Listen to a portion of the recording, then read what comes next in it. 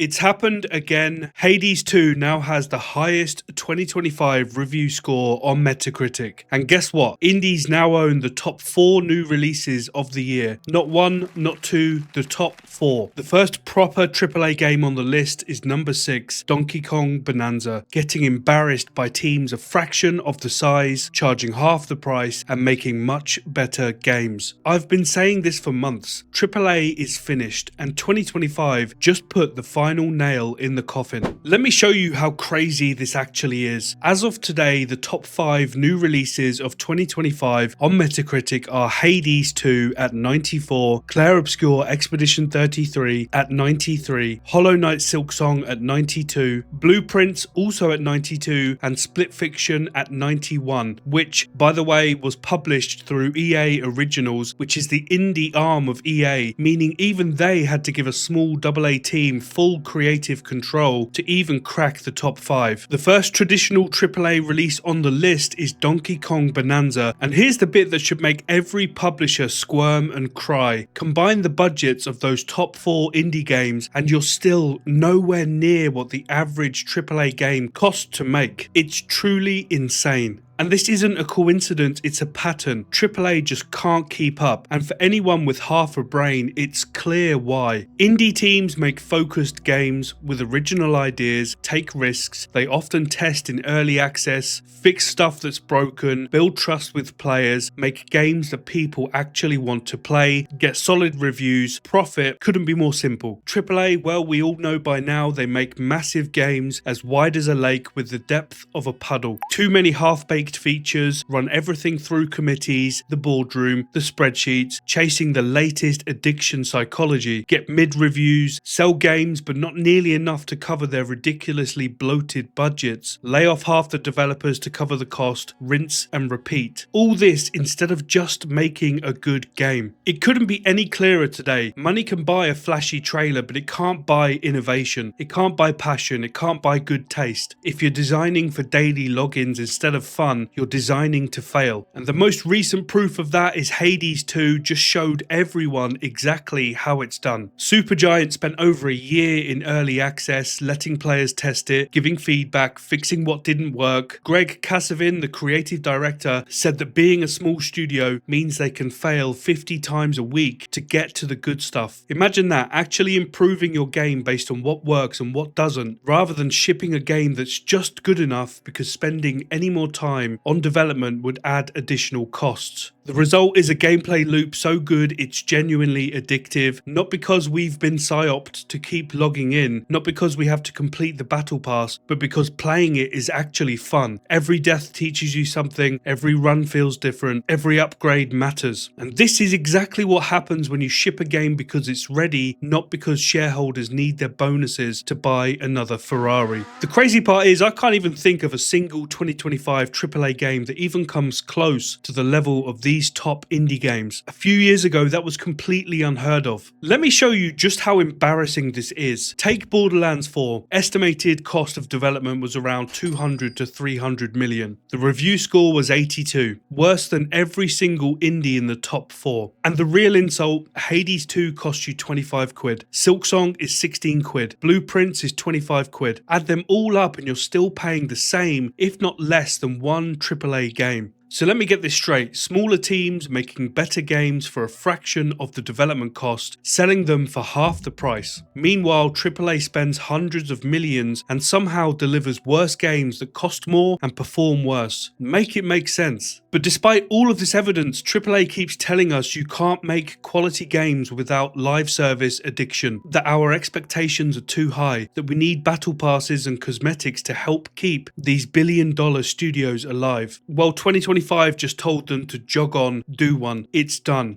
These absolute muppets will never be able to copy what indies do. Take Borderlands 4, 200 to 300 million budget, launched 2 weeks ago, completely broken on PC. Steam reviews went mostly negative negative because even 5090s couldn't hit 60 FPS in a game that's fundamentally stayed the same since Borderlands 1 in 2009. And how did their CEO Randy Pitchford respond to those complaints? Did he apologize, promise fixes? Of course not. He went on a Twitter meltdown telling players to code their own engine and to show them how it's done. He called Borderlands 4 a premium game for premium gamers, told unhappy players to please get a refund from Steam if you're not happy, while his game sat at mixed reviews on Steam. Mental, pure gaslighting if ever I've seen it. And this is the problem. Committee design kills good ideas. Investor financing means you ship broken games when the calendar tells you to, not when they work, not when they're actually ready. They're designing for spreadsheet profits instead of players, obsessing over engagement metrics instead of fun. Then they inevitably lay off the talent to make their numbers look better, all while blaming the players for expecting too much. And they can't escape this pattern because shareholders don't care about game quality. They want profit projections. So when a $300 million game launches broken, the CEO attacks the players instead of accepting responsibility and fixing the actual problems. So let's just obliterate this narrative once and for all and admit that 2025 is the year that indies proved it all wrong. Clair Obscur, 30-person team, the game has now sold over 4.4 million copies, a 93 Metacritic score. Blueprints, essentially one bloke working for 8 years, a 92 Metacritic score, one person just embarrassed entire AAA boardrooms. Hollow Knight Silksong, 3-person, Team Cherry, 5 million players in the first few days, £50 million